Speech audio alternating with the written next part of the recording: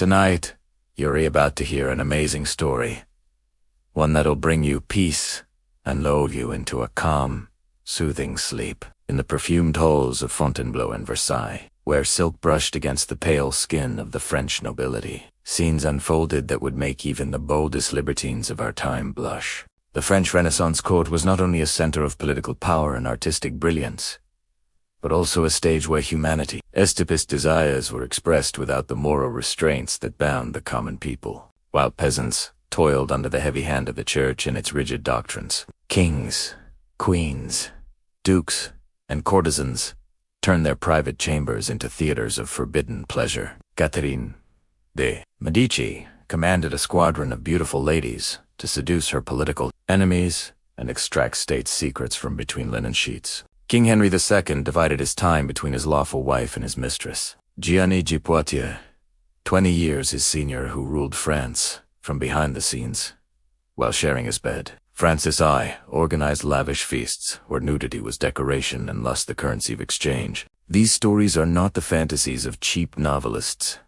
They are meticulous records left behind by shocked ambassadors, scandalized priests, and chroniclers who witnessed an era where power and pleasure danced together in a dangerous, mesmerizing waltz. Before we delve into the most intimate secrets hidden within these marble and velvet halls, subscribe to the channel so you don't miss any story that uncovers the raw essence of humanity. And tell us in the comments where you're listening from and what time it is there. We love knowing that our community spans the entire world, connecting people fascinated by real, raw, and unfiltered history. The French Renaissance court was a universe unto itself, a microcosm where the rules that governed ordinary citizens simply did not apply. To understand the scandalous sexual practices that took place there, we must first understand the power structure that sustained this world of appearances and secrets. The French nobility of the 16th century lived in a bubble of absolute privilege, where birth determined destiny and Christian moralities preached so fervently to the peasantry was conveniently flexible for those who wore a crown or a title. The king was not merely a ruler. He was considered anointed by God, and this supposed divine blessing conveniently extended to his entire court. While the Inquisition burned women accused of witchcraft for far lesser offenses, nobles could have lovers, commit adultery openly, and engage in orgies without fear of eternal punishment. The church, which should have been the guardian of morality, often turned a blind eye to the palace scandals too, preoccupied with protecting its own political and financial interests. Cardinals and bishops attended the same licentious banquets, many keeping concubines and illegitimate children, becoming silent accomplices in aristocratic debauchery. This hypocrisy created an environment where everything was permitted as long as it was wrapped in enough elegance and discretion to maintain appearances before the public. Marriages among the nobility had little to do with love or attraction. They were cold political transactions calculated to unite kingdoms, seal alliances, or increase wealth. Girls as young as 12 or 13 were promised to men they barely knew, their bodies becoming the property of husbands chosen for dynastic strategy. This marital system turned sex within marriage into a mechanical duty, devoid of pleasure or choice, pushing both men and women to seek satisfaction outside official bounds. Noble wives soon learned that turning a blind eye to their husbands' infidelities was part of their obligation, as long as they provided legitimate heirs and maintained a facade of public respect. Likewise, many ladies of the court discovered that extramarital affairs could offer not only physical pleasure but also significant political advantages. A well-placed lover could secure favors for one's family, lucrative positions for relatives, or protection from enemies. This commodification of sex transformed palace corridors into true flesh markets, where beauty and youth were negotiable assets and loyalties shifted as easily as bed partners. The private chambers of the nobility were carefully designed to facilitate discreet encounters with secret passages, hidden staircases, and adjoining rooms where lovers could come and go unseen. The architecture of illicit pleasure was literally built into the walls of the French palaces. Servants and attendants became necessary accomplices in these arrangements, carrying coded messages, preparing rooms for nighttime trysts, and maintaining absolute silence about what they witnessed. Their discretion was purchased with gold coins and veiled threats of severe punishment should any indiscretion reach the wrong ears. The code of silence surrounding the court's sexual life was as rigid as any written law, and breaking it could lead to exile, imprisonment, or worse. The practices carried out in those gilded salons went far beyond simple extramarital affairs, entering realms that would challenge even the most imaginative minds. Catherine de' Medici, the Italian queen who ruled France through her sons, is often credited with introducing customs considered particularly depraved by the moral standards of the time. She brought from Italy not only cultural and artistic refinement but also a pragmatic vision of sex as a tool of political intelligence. Catherine organized what became known as her Flying Squadron, a select group of the most beautiful and charming women at court, trained in the arts of seduction and conversation. These women were not prostitutes in the common sense, but secret agents who used their beauty and wit to extract information from nobles, ambassadors, and even members of the French court itself. During carefully orchestrated intimate encounters, powerful men revealed military secrets, conspiratorial plans, and hidden alliances, believing they were merely indulging in carnal pleasures. The information gathered from these perfumed beds went straight to Catherine, who used it to maintain her power and protect her sons on the throne. Venetian ambassadors wrote shocking reports about these practices,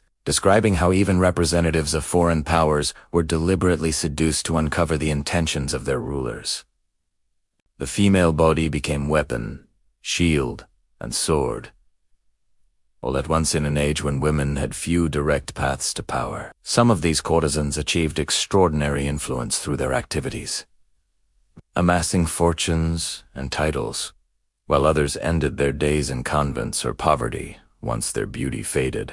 The system was brutally efficient, transforming young women into commodities with expiration dates discarded the moment their allure diminished. Catherine was also known for organizing themed parties where partial or total nudity was not only accepted but encouraged as a form of living art. In these gatherings, women dressed only in jewels and transparent veils served wine and delicacies to the guests, creating an atmosphere of calculated sensuality. Some historians suggest that these festivities included explicit sexual performances for the entertainment of the nobles, though the surviving records are deliberately vague to protect those involved.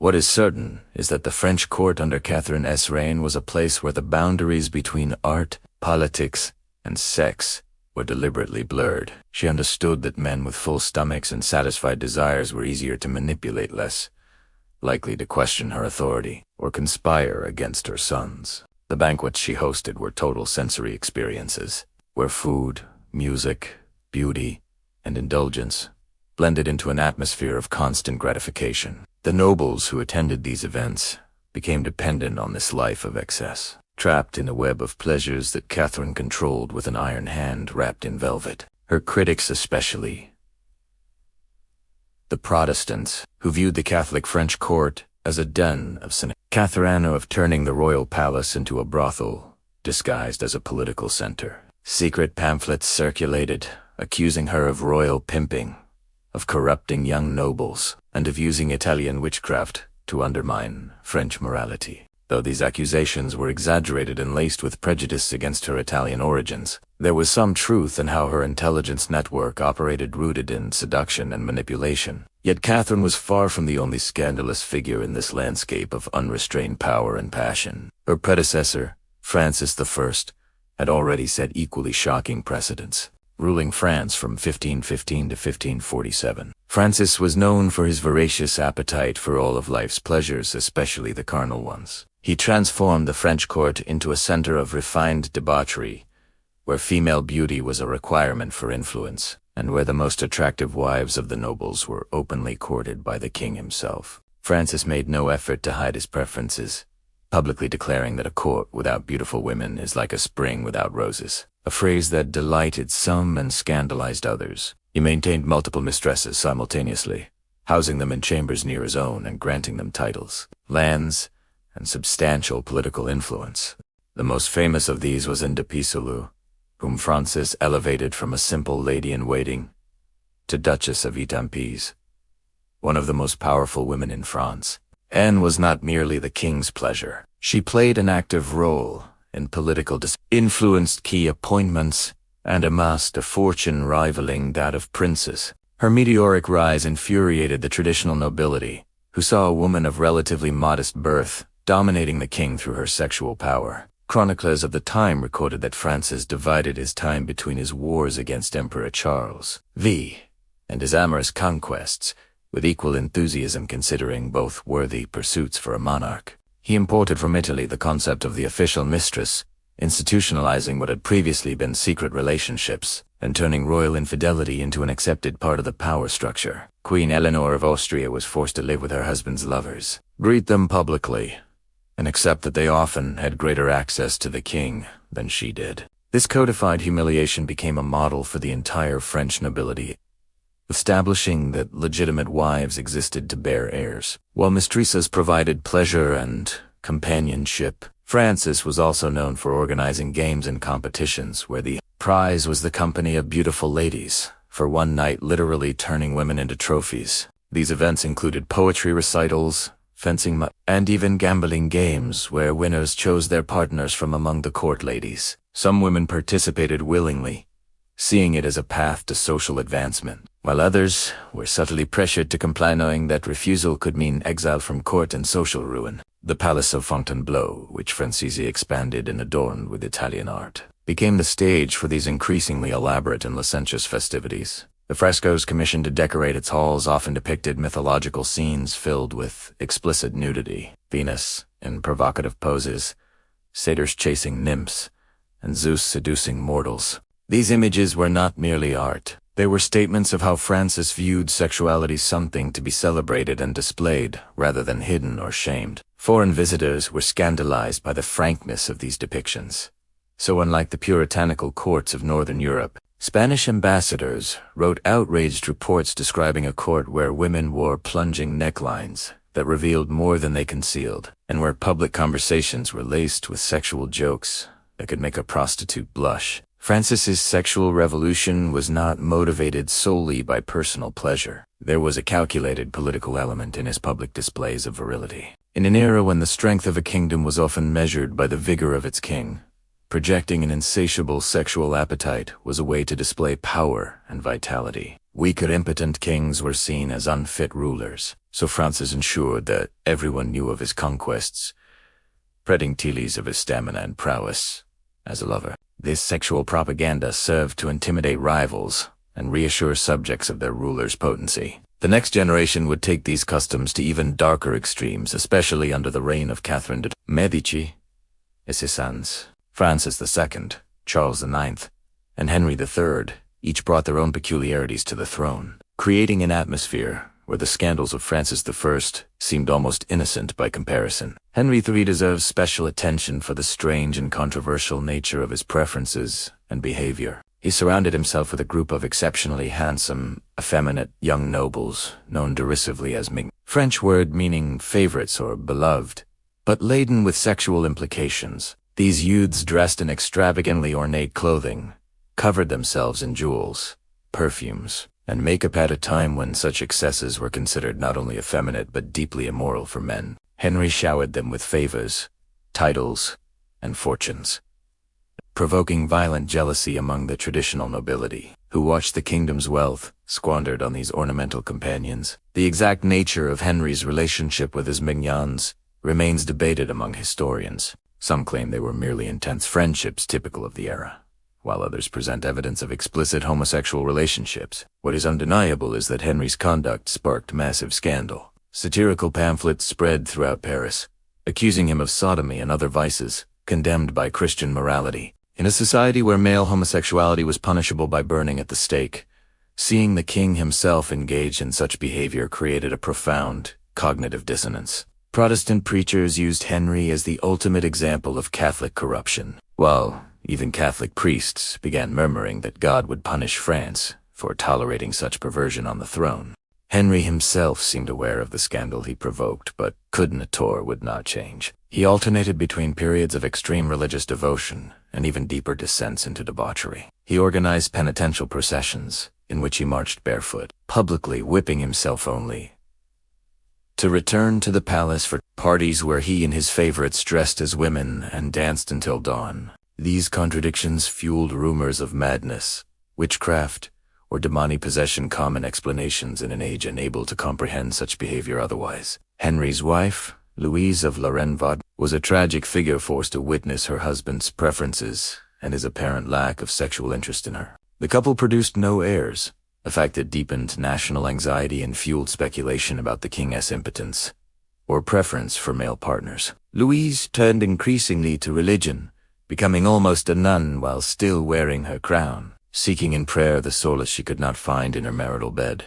Henry S.A. Minions were themselves constant sources of scandal fighting, deadly duels over jealousy and rivalry for royal favor. The most infamous occurred in 1578, when two rival groups of favorites clashed in a collective duel that left several dead, including some of Henry's closest companions. The king, deeply shaken, wept publicly at the funeral, a gesture that only intensified rumors about the nature of his attachments. Besides his male favorites, Henry also had complex relationships with women, including an intense but unconsummated passion for Princess Marie of Conde, whose early death devastated him. These contradictions, a married man surrounded by male favorites yet obsessed with an unattainable woman, created a psychological puzzle his contemporaries could not decipher. But if Henry III scandalized France with his effeminate favorites, it was his predecessor, Henry II, who laid the groundwork for one of the most influential extramarital relationships in French history. Henry II married Catherine de' Medici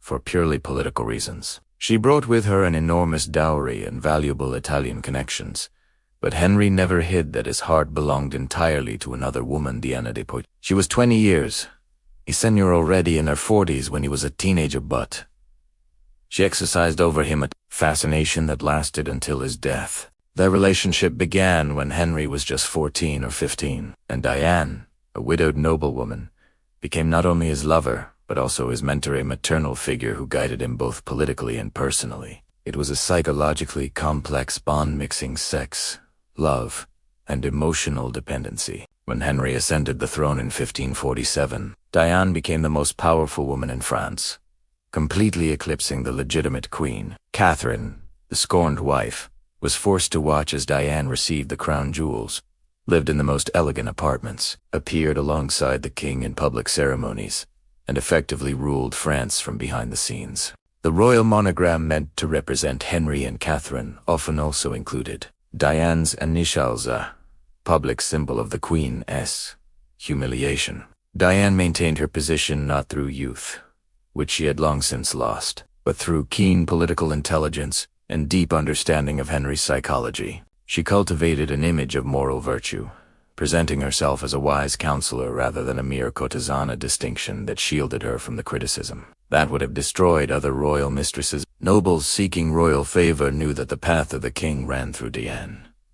She sold her access to Henry, amassing fortunes through bribes disguised as gifts and favors. Tesseto de Chinonsea, one of France's architectural jewels, was a gift from Henry to Diana, permanent symbol of her power and influence. Catherine's hatred for Diane burned like live embers for decades, but she was powerless to remove her while Henry lived. She could only wait silently, plotting revenge. That moment came abruptly in 1559, when Henry died in a tournament accident, his eye and brain pierced by a lance. Diane rushed to see him one last time, but Catherine blocked her, seizing control and immediately exacting her vengeance. The queen demanded the return of all the jewels, titles, and properties Henry had given to his mistress, and Chinenso, banishing her from court and condemning her to a dark exile where she spent her final years.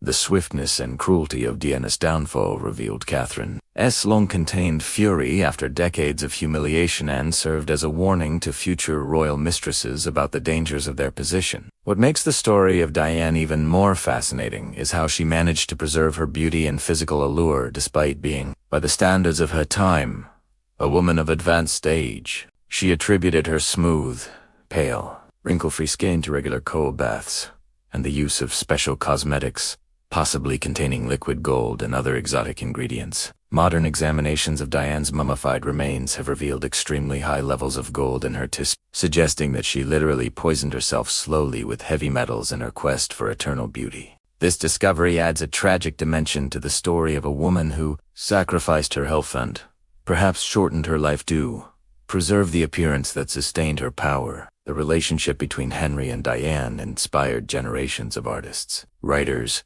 and historians, becoming an archetype of obsessive love that defied social convention. Yet it also made painfully clear how even the most powerful women remained fundamentally dependent on the whims and desires of men to maintain their status. When Henry died, Diane's power evaporated instantly, proving that she had always been merely a reflection of his will, without any authority of her own. Although these royal love affairs dominate the historical record, there existed an entire ecosystem of scandalous sexual behavior, permeating every level of the French court. Lesser nobles imitated the excesses of the royal family, building their own networks of lovers, intrigues, and scandals that wove palace life into an intricate web. Arranged marriages meant that few people married for love, so the search for emotional and physical satisfaction outside marriage became almost universal among the aristocracy. There even existed an unwritten code of conduct for extramarital affairs, rules about discretion, about not humiliating a betrayed spouse in public, and about producing at least one legitimate heir before seeking pleasure elsewhere. Noble women who observed these rules could take lovers with relative impunity, as long as they were careful not to cast doubt on the paternity of their children. Secretly introducing a bastard into the line of succession was considered a grave crime that could jeopardize entire inheritances and dynasties. For that reason, married women had to be extremely cautious during their fertile years. After producing the required heir de spare, many gained considerable freedom to pursue more emotionally satisfying relationships. Men, of course, enjoyed far greater liberty. Their illegitimate children were often acknowledged, and sometimes granted minor titles or pensions. Royal bastards could rise to prominence at court. This double standard created a glaring injustice, but it was so deeply embedded in the social structure that few questioned its legitimacy. Women themselves internalized these norms, accepting that different rules applied to each sex and learning to work within the system rather than rebel against it. The private chambers of the nobility were constant stages for sexual intrigue, with servants carrying secret messages, arranging meetings, and guarding reputations that could be ruined in a single night. A whole system of signals allowed lovers to communicate their intentions. A handkerchief left in a specific window, a candle lit at a certain hour, flowers of a particular color arranged in a certain way. The French court developed a secret language of love and lust, as elaborate as any diplomatic code. Balls and festivals offered endless opportunities for clandestine encounters. Couples slipping away into dark gardens or empty rooms while musicians played and others danced. Masks, popular at themed festivities, provided convenient anonymity, allowing nobles to explore fantasies they would never dare to admit in daylight. Reports suggest that some masked balls degenerated into orgies, where identities remained hidden and behavior normally unthinkable became permissible beneath the veil of anonymity. In theory, the Church condemned all such excess, preaching chastity, marital fidelity, and moderation in every aspect of life. Yet the clergy serving at court often came from the same noble families and shared the same values, making their condemnations weak and inconsistent.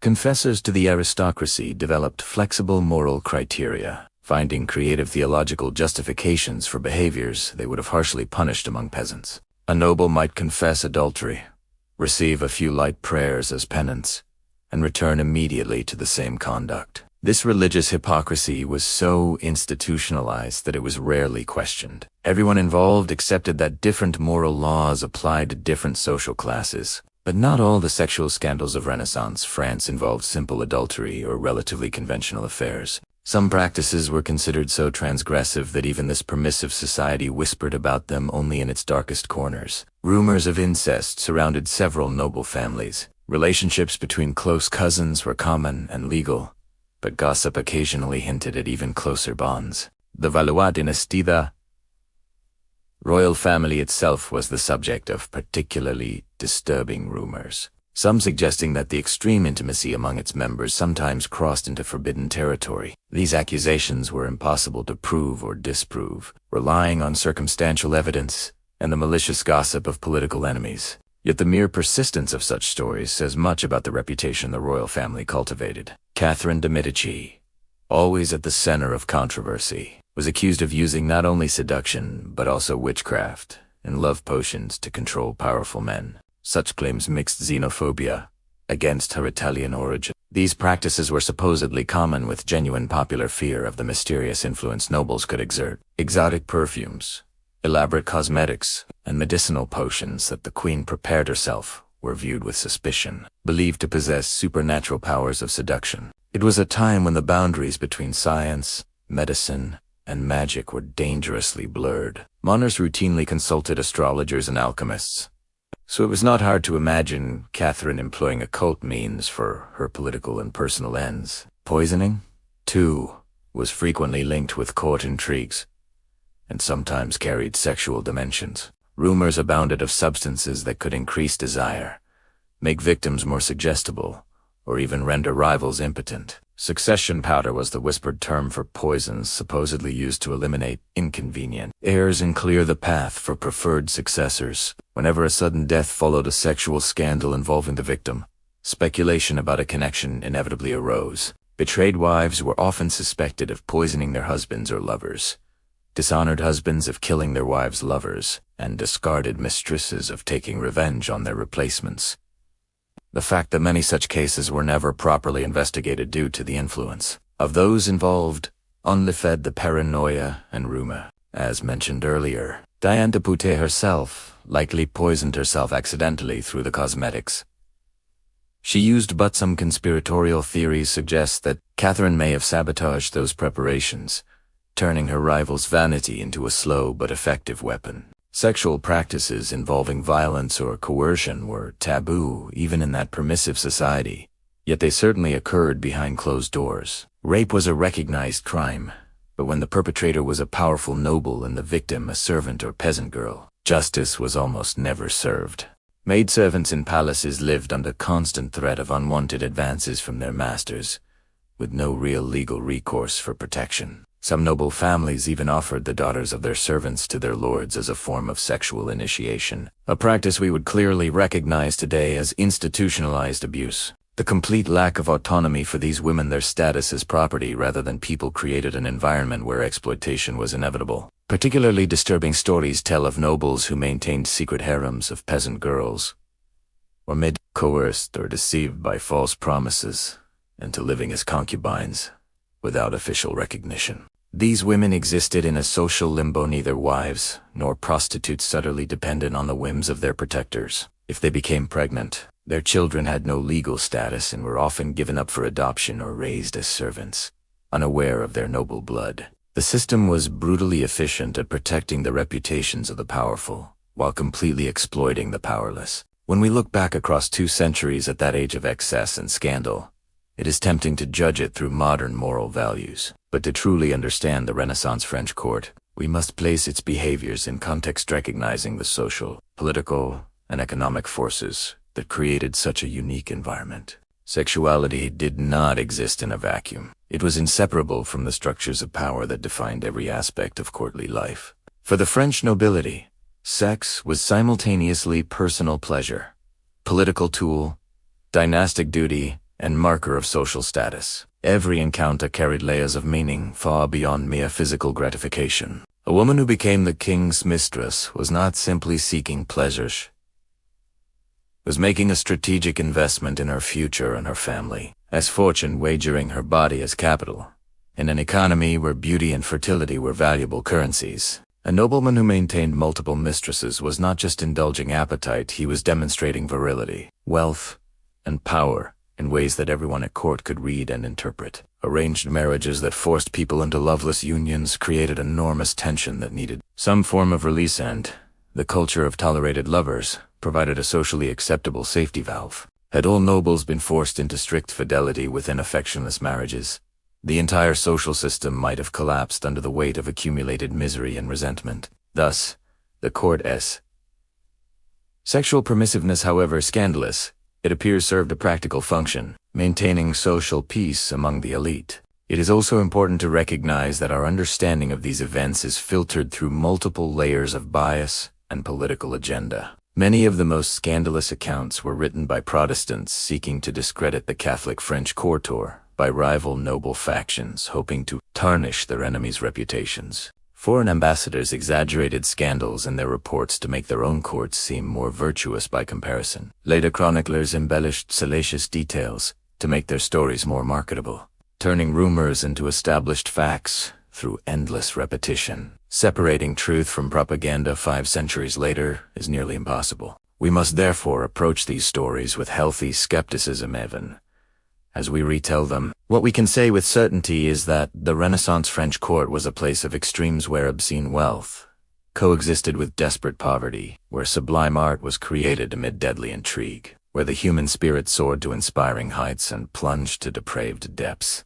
The very same people who patronized painters and built glorious cathedrals also maintained systems of sexual exploitation and abuse of power. This contradiction was not mere hypocrisy, it was a fundamental expression of the human condition, our capacity to contain both the best and the worst within us. The era's cultural obsession with physical beauty, youth, and sensual pleasure was closely tied to the broader Renaissance rediscovery of classical texts that celebrated the human body in ways medieval Christianity had suppressed. Artists began painting nude Venuses without shame. Sculptors carved Davids with perfect anatomy and visible sexuality. Philosophers argued that pleasure was not necessarily sinful. These ideas unleashed energies that had been repressed for centuries, and the French court, always at the forefront of European cultural trends, embraced this new mindset with particular enthusiasm. What the Italians treated as a philosophical and artistic celebration of humanity, the French turned into a justification for unprecedented physical indulgence. This cultural difference between the Italian and French Renaissances is striking. The Italians maintained a certain intellectual sophistication in their libertinism, while the French were more direct and hedonistic in their pursuit of pleasure. The geographical and historical proximity of the Protestant Reformation also cannot be ignored when examining the sexual scandals of the French court. Martin Luther nailed his theses in 1517 during the reign of Francis I, and in the decades that followed, European Christianity split violently. Protestants accused Catholics of moral and spiritual corruption, pointing to papal and courtly excesses as proof that Rome had lost all moral authority. The French, staunchly Catholic but flagrantly violating the Church's own teachings, provided endless ammunition for Protestant critics. Pamphlets and caricatures portrayed French nobles as lustful demons. Catherine de' Medici herself was often depicted as a witch or a harlot, Henry III as a degenerate sodomite. This propaganda had obvious political objectives, but it also reflected the genuine moral outrage of a faction of Christianity that took sexual purity very seriously. The French religious wars that devastated the country in the second half of the 16th century had a sexual dimension that is rarely properly recognized, with each side accusing the other of moral perversions that justified violence and even massacre. The effects of these scandalous sexual practices echoed far beyond the palace bedrooms, shaping French politics, culture, and history in deep and lasting ways. The dynastic instability caused partly by Henry's inability to produce a legitimate heir possibly related to his sexual preferences eventually led to the end of the Valois dynasty and the rise of Henry of the Bourbon House. Henry, despite his own abundant scandals, including countless mistresses and illegitimate children, brought a new style of governance that was less openly libertine than his predecessors. He understood that the excesses of the last Valois kings had alienated both Protestants and many Catholics, contributing to the chaos of the religious wars. His strategic conversion to Catholicism, famously justified by the phrase, "Paris is well worth a mass," was accompanied by attempts to restore a degree of respectability to the French court, but he neither succeeded nor perhaps even seriously tried to eliminate the culture of mistresses and sexual intrigues. It was too deeply rooted in the French social structure. Gabrielle, his famous mistress, wielded influence comparable to that of Diane de Poitiers, and after her death, Henry quickly replaced her with other women. The pattern established during the French Renaissance remained essentially unchanged until the Revolution. Under Louis XIV, 15, and 16, all of whom kept official mistresses who exercised considerable political power.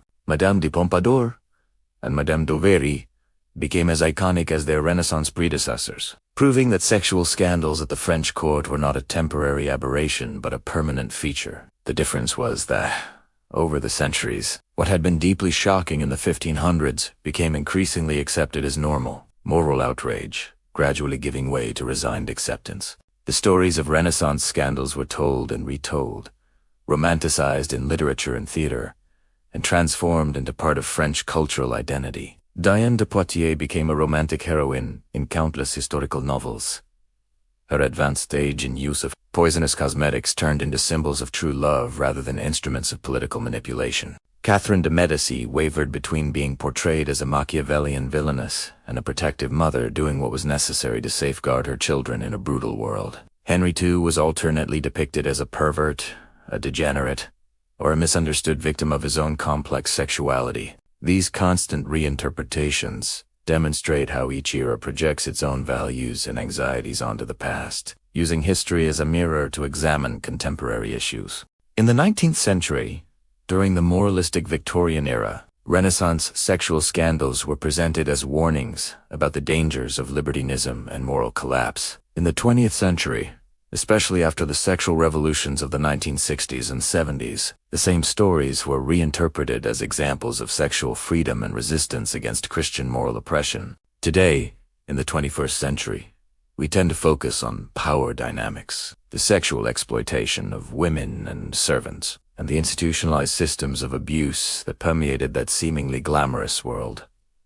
None of these interpretations are entirely wrong. All capture real aspects of that complex historical reality, but none tell the full story. The truth is that the French Renaissance court was simultaneously liberating and oppressive, glamorous and sordid, sophisticated and brutal. The people who inhabited that world were not one-dimensional villains or romantic heroes. They were complex human beings navigating social structures they had created, yet in which they were deeply entangled. Catherine de Medici used sex as a political tool because she had few other tools available in a society that denied women direct power. Henry surrounded himself with male favorites, perhaps because he found acceptance there that he could not find elsewhere. Diane de Poitiers poisoned herself with cosmetics because her influence depended entirely on maintaining the physical appearance that pleased the king. All of them made choices within contexts that severely limited their options, responding to pressures we can barely imagine today. To judge these people by modern ethical standards would be an unfair anachronism,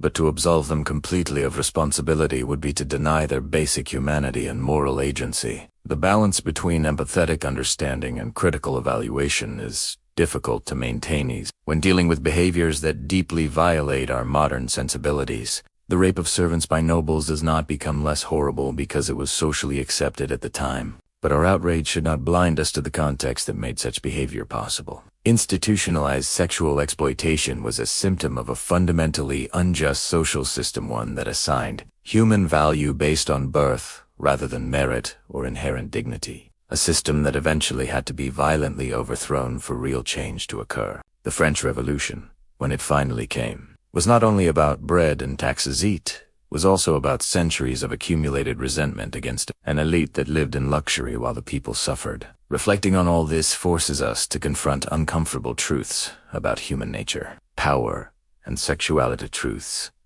that remain relevant today. Power and sexuality have so often been intertwined across cultures and eras, because those with power have consistently used it for sexual exploitation. From Renaissance courts to modern corporate scandals, what does it say about us that so many men, when freed from social consequences, choose to use their position for sexual access to multiple partners? And what does it mean that so many women, when denied direct paths to power, have historically used sexuality as an indirect tool of influence? These questions have no simple or comfortable answers. They reveal aspects of human psychology and social structures that we would rather ignore. The French Renaissance court was not an aberration, it was an extreme amplification of dynamics that exist on a smaller scale in almost every hierarchical society. The modern boss who seduces a subordinate, the politician who keeps a secret mistress, the executive who uses his position for sexual favors, all are cows of the French nobles using power for personal gratification.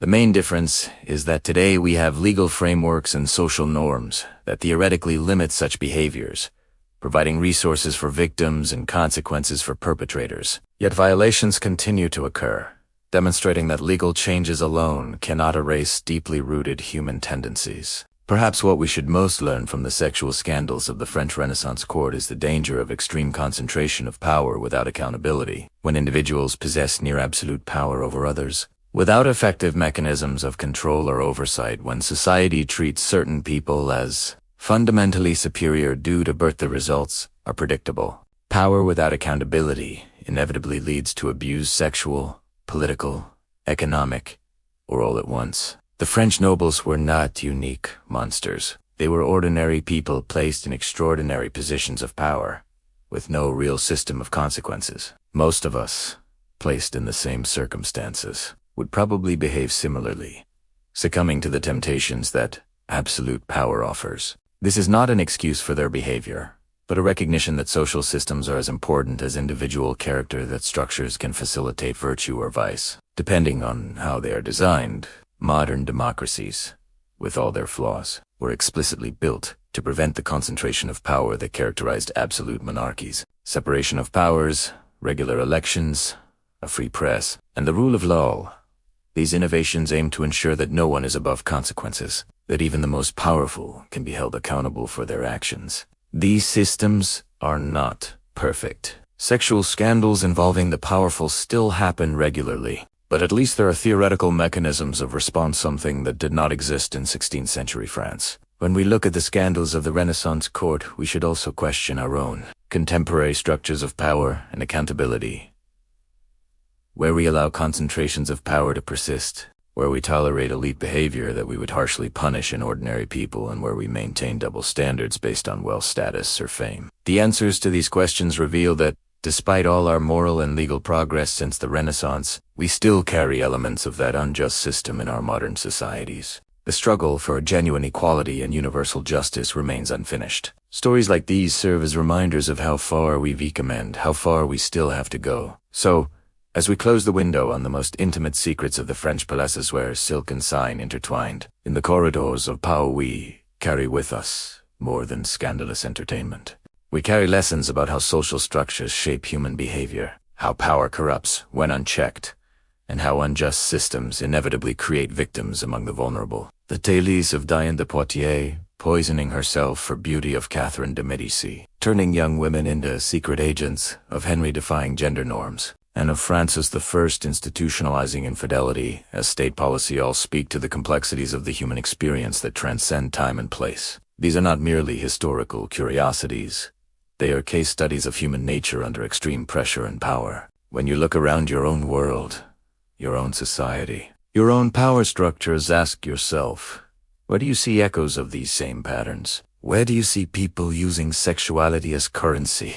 Where do you see the powerful exploiting subordinates, knowing they will face few consequences? Where do you see institutions protecting abusers instead of victims because it better serves those at the top?